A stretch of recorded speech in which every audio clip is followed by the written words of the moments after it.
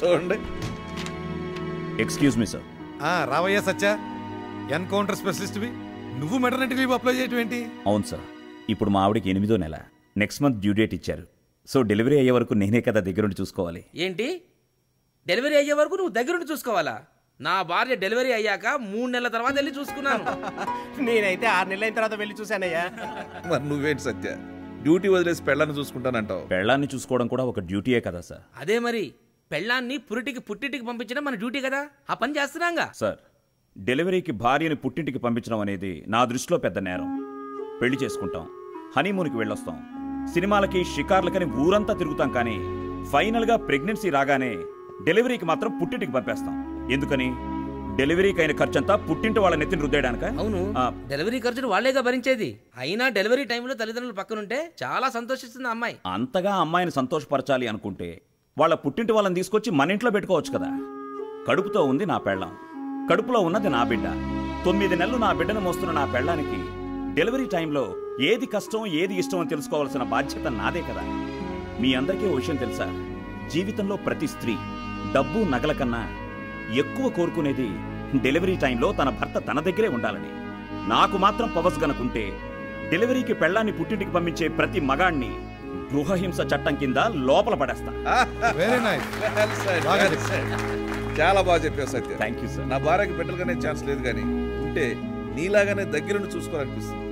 సత్య, నీకు 1 మంత్ కాదు 2 నెలలు లీవ్ శాంక్షన్ చేస్తున్నాను. ఆల్ ది బెస్ట్ నీకు, నీ పుట్టబోయే బిడ్డకు కూడా.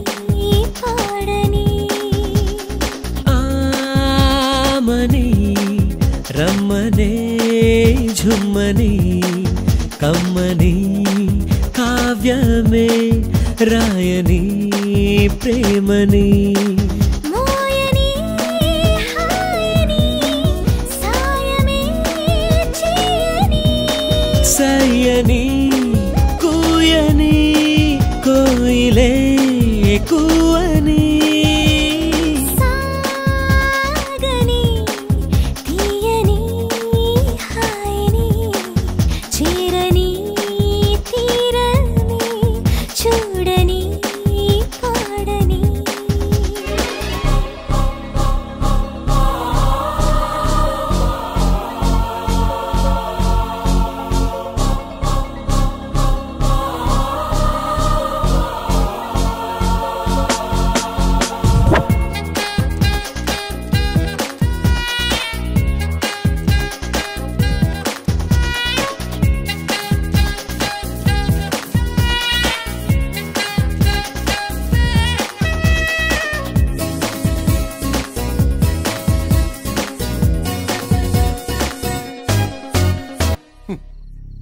నలుగురు మగపిల్లల తర్వాత పుట్టిన కూతురువని నిన్ను గారాభంగా పెంచినందుకు మమ్మల్ని ఇంత మోసం చేస్తామనుకోండి. సెంటిమెంట్ ఎఫెక్షన్ అంటే ఏమిటో తెలియని వాడిని, తల్లి తండ్రి లేని వాడిని, ఒక బోస్టన్ స్కూల్లో పెరిగిన వాడిని పెళ్లి చేసుకున్నావు.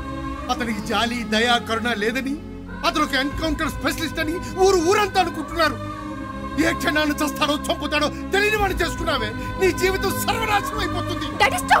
మీకు ఇష్టం లేని వాడిని పెళ్లి చేసుకోవడం మీ కూతురుగా నేను చేసిన తప్పే. నన్నని భరిస్తాను, కానీ నా భర్త గురించి, ఆయనతో నా లైఫ్ గురించి మీరు మాట్లాడితే నేను సహించను. ఆయనతో నా జీవితం నాశనం అయిపోతుంది అంటున్నారు కదా. బతికి చూపిస్తాను. ఇంత మంచి అల్లుడిని దూరం చేసుకుంటున్నందుకు ఈయన ముందు మీరు తల దించుకునేలా బతికి చూపిస్తాను. Mind it.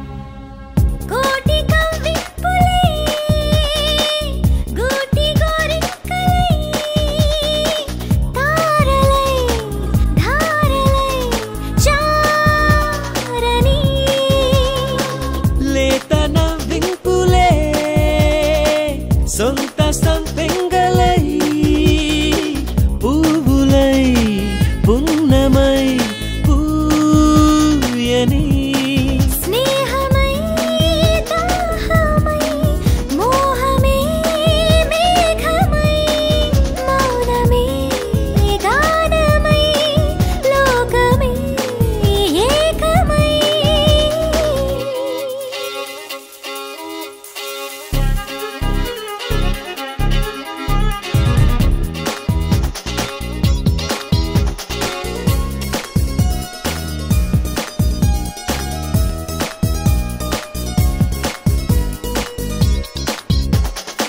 భూతగాదాల్లో హోంమంత్రి బావమరిది తన పార్ట్నర్ని హత్య చేశాడు. ఏంటయ్యా ఇష్టం వచ్చినట్టు మాట్లాడుతున్నారు? అసలు ఆ హత్య మా బావమరిది చేశాడని ఎవరు చెప్పారు? అతనికి ఏవో పర్సనల్ ప్రాబ్లమ్స్ ఉండి ఆత్మహత్య చేసుకున్నాడంట. ఆ హత్యకి మా బావమరిదికి ఎటువంటి సంబంధం లేదు లేదు లేదు. మీ బావమరిది నిరపరాధని నీకు అనిపిస్తే కోర్టుకెళ్ళి నిరూపించుకో. మనిషికో న్యాయం మామూలు మనిషికో న్యాయం ఉంటుందానే. మీ బావమరిదిని వెంటనే అరెస్ట్ చేయించు, లేదంటే నువ్వన్నా వెంటనే రాజీనామా చేయి. నీలాంటి వాడికి ఈ పార్టీ సరిపోదు. నీకు కావాలంటే కొత్త కొత్త పనికిరాని పార్టీలు చాలా వచ్చినాయి. పోయి ఎల్లైనా జరిపో.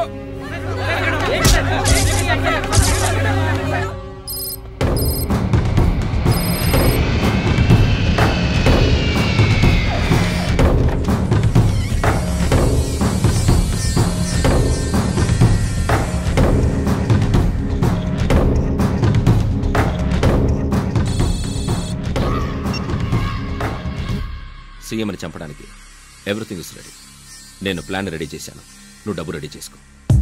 సేద తీరాలిలే జోల పాడాలిలే సొంతమై బంధమై అందమై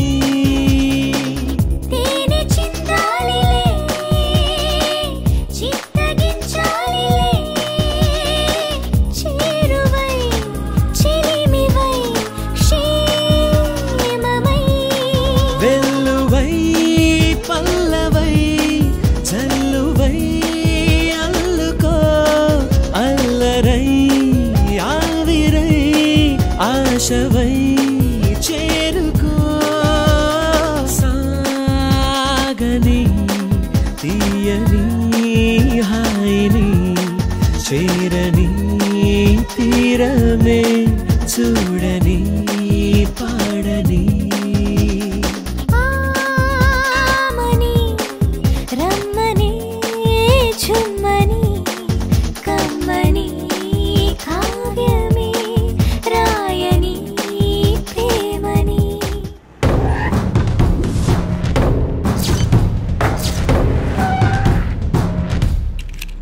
విశ్వ, ఇది ఫైట్ చేయడానికి కాదు, నీ సెల్ఫ్ ప్రొటెక్షన్ కోసం. సిచ్యువేషన్ ఏమాత్రం సీరియస్ అయినా నువ్వు ఎస్కేప్ అవ్వాలి. నేను రిస్క్లో పడినా కూడా don't bother, you just get away. Okay అన్నయ్య. ఓకే, సీఎం బయలుదేరాడంట. Get ready.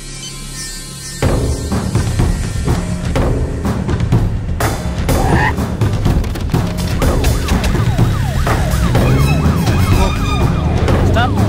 Stop! Wow! Come on, come on, come on! Hey, apo! నీ పేరేంటి? నీ కళ్ళు చెప్తే అపో.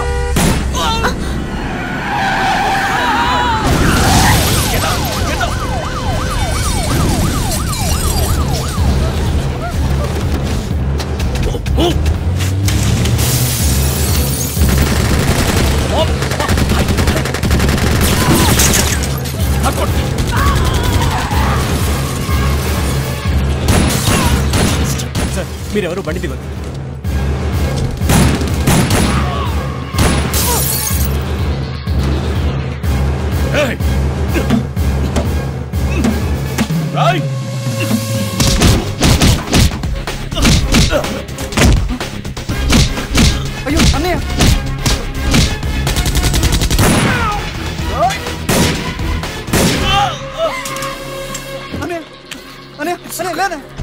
It's okay.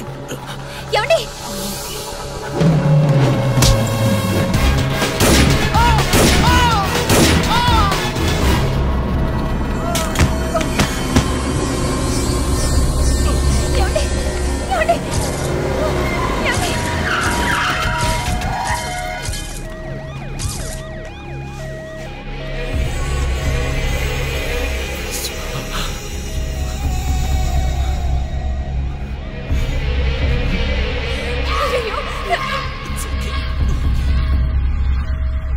ఈ రోజు సీఎం పై హత్యాయత్నం జరిగింది. సీఎం ని ప్రాణాలకు తెగించి కాపాడిన డీసీపీ సత్యకు రాష్ట్రం నలుమూలల నుంచి అభినందనలు తెలుపుతారు. నమస్కారం. వద్దమ్మా వద్దు. బాగున్నావా? ఎట్లుంది సత్యంకు? ఇప్పుడు పర్లేదండి. జాగ్రత్త చూసుకో. గెట్ వెల్ సూన్ సత్యం. ఇంకా ఇట్లాంటి పిచ్చినా కొడుకులు చాలా మంది ఉన్నారు. అలా కాచి పడేయాలి. ఏమంటావు? రణదేవ్ సార్ బెయిల్ కోసం ట్రై చేస్తున్నాం సార్. ఏంట్రా ట్రై చేస్తున్నావు? ఎందుకు అరుస్తావు? 24 గంటలు బయటికి రావాలి.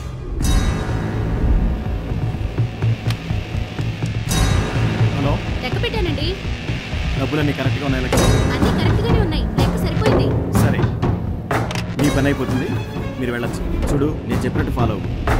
టెర్రరిస్ట్ రణదేవ్ ప్రవర్తన చాలా వైలెంట్గా మారటం వల్ల అతన్ని అదుపులో పెట్టడానికి అవసరమైన సదుపాయాలు ఈ జైల్లో లేనందువల్ల అతన్ని వెంటనే ఇంకా ఆధునిక సదుపాయాలున్న జైలుకి తరలించవలసిందిగా కోరుతున్నాను.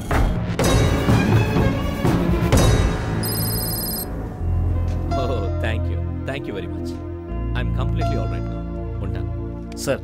మీ గురించి ఎవరో వచ్చారు సార్.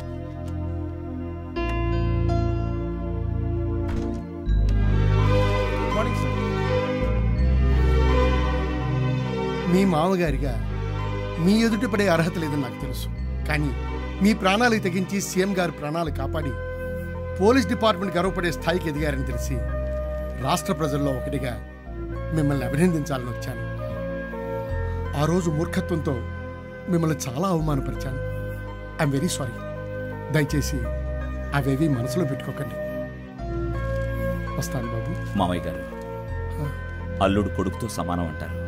ఆ రోజు మీరన్న మాటలు ఒక తండ్రి కొడుకును తిట్టినట్టే అనిపించింది, కానీ మరోలా అనిపించలేదు. I'm very proud of you. ఏంటండి ఇది? ఎక్కడికి వెళ్తున్నావో చెప్పండి ప్లీజ్. ఎక్కడికి వెళ్తున్నావు? ముందు రెడీ. ఇది ఎలా ఉంది? ఇది బాగుంది.